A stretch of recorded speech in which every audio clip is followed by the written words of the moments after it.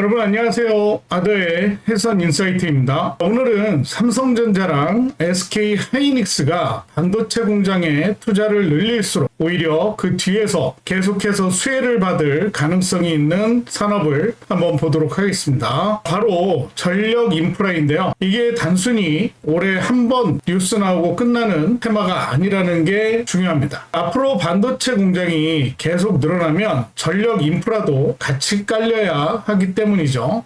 최근 정부가 2040년까지 우리나라에 필요한 전력량을 다시 계산을 했는데 기존 전망에서는 최대 전력 수요를 138.2기가와트 정도로 봤는데 새로운 전망에서는 최대 165기가와트까지 올라갔습니다. 무려 26.8기가와트가 늘어난 건데요. 쉽게 말씀을 드리면 추가되는 전력 수요만 놓고 봐도 현재 건설되는 AP 1400급 대형 원전 약 19기의 설비 용량에 해당하는 상당한 규모입니다. 그렇다면 갑자기 왜 이렇게 전기가 많이 필요해진 걸까요? 결국 핵심은 반도체와 AI입니다. 용인과 호남을 중심으로 반도체 클러스터가 확대되고 있고 여기에 AI 데이터 센터까지 계속 늘어난다면 기존에 예상을 했던 것보다 훨씬 많은 전력이 필요해진 겁니다. 실제로 정부 전망에서도 첨단 산업 관련 전력 수요가 20기가와트, 데이터 센터가 7.9기가와트 정도 추가로 반영이 됐습니다. 자, 여기에서 투자자분들이 한번 생각해 보셔야 할 게 있는데요. 삼성전자나 SK 하이닉스가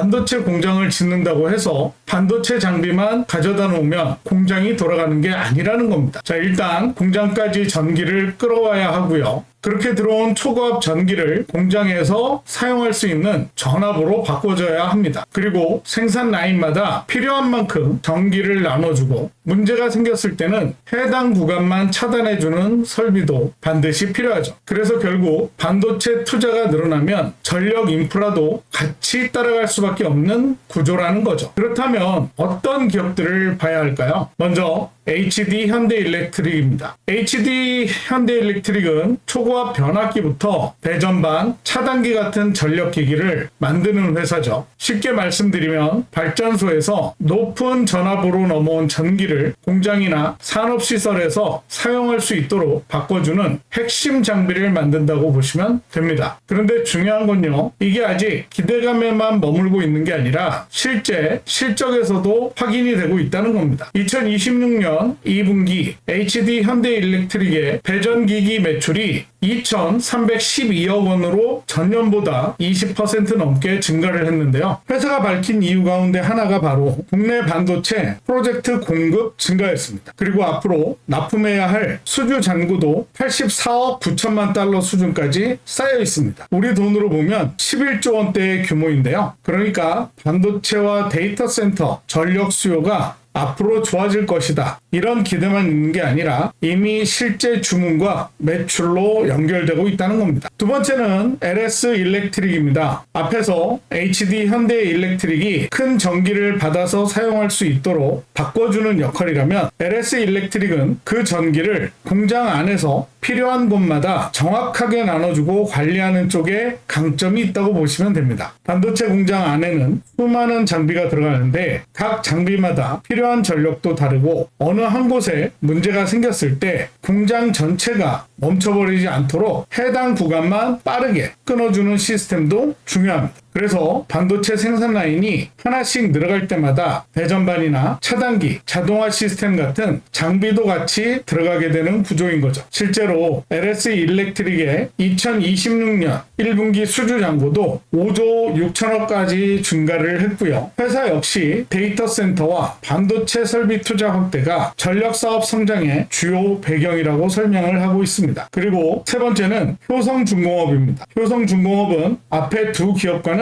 조금 다르게 보셔야 하는데요. LH 현대일렉트릭과 LS 일렉트릭이 공장에 들어온 전기를 다루는 쪽이라면 효성중공업은 그 전기가 공장까지 들어오는 과정에서 필요한 초고압 변압기와 송변전 설비 쪽에 강점이 있습니다. 쉽게 말씀드리면 용인처럼 전기를 엄청나게 많이 쓰는 반도체 산업단지는 기존 전력망에 선 하나 더 연결한다고 해결이 되는 게 아닙니다. 아예 전기가 지나가는 길을 크게 새로 깔아야 하는데요. 멀리 있는 발전 지역에서 수도권까지 전기를 끌어올 송전망도 필요하고요. 중간중간 전압을 바꿔주는 변전소도 필요합니다. 그래서 한전 역시 용인 반도체 클러스터와 AI 전력 수요 증가에 대응하기 위해 2038년까지 전국 송변전망에 약 72조 8천억 원을 투자하는 계획을 세워놓고 있습니다. 여기에는 동해안과 호남에서 수도권으로 대규모 전력을 보내기 위한 HVDC 같은 사업도 포함이 되어 있고요. 결국 이런 대규모 전력망 투자가 이어질수록 초고압 전력기기를 만드는 효성중공업 같은 기업에는 장기적인 수요 기반이 만들어질 수 있다는 겁니다. 그런데 여기서 한 가지 궁금하실 겁니다. 아니, 반도체 공장 다 지으면 끝나는 거 아닌가요? 이 부분이 중요한데요. 반도체 클러스터는 공장 한두 개를 지어놓고 끝나는 사업이 아닙니다. 팹을 하나 만들고요. 그 다음 생산 라인을 늘리고 또 새로운 팹을 만들고 이런 식으로 수년에서 10수년에 걸쳐 단계적으로 증설을 하게 됩니다. 그러면 라인이 늘어날 때마다 어떻게 될까요? 또 전기가 필요합니다. 전기를 더 끌어와야 하고요. 송전망도 더 필요하고 변전 설비도 더 들어가죠. 공장 안에서는 변압기와 배전반, 차단기도 또 추가돼야 합니다. 결국 반도체 공장 증설, 전력망 증설, 변압, 배전 설비 증설이라는 과정이 계속 반복되는 구조인 겁니다. 그래서 이걸 단순히 전력기기 테마라고만 보면 조금 아쉽죠. 오히려 AI와 반도체 산업이 성장하기 위해 반드시 필요한 기반 시설이라고 봐야 하고요. 쉽게 표현하면 AI와 반도체 산업의 삽과 곡괭이 역할을 하는 산업이라고 보시면 이해가 빠릅니다. 다만 여기서 한 가지는 꼭 구분을 해서 보셔야 하는데요. 산업 전망이 좋다고 해서 주가가 무조건 계속 오른다는 뜻은 아닙니다. HD 현대일렉트릭이나 LS일렉트릭, 효성중공업 모두 이미 시장에서 전력 슈퍼사이클 기대를 어느 정도 평가받고 있기 때문인데요. 그래서 실제 투자를 하실 때는 단순히 전력 주니까 오른다 이렇게 접근하시면 안 되고요. 앞으로 수주 잔고가 계속 늘어나는지, 생산 능력은 얼마나 확장이 되는지, 영업이익률이 유지되는지, 그리고 현재 주가가 실적 대비 얼마나 비싼지까지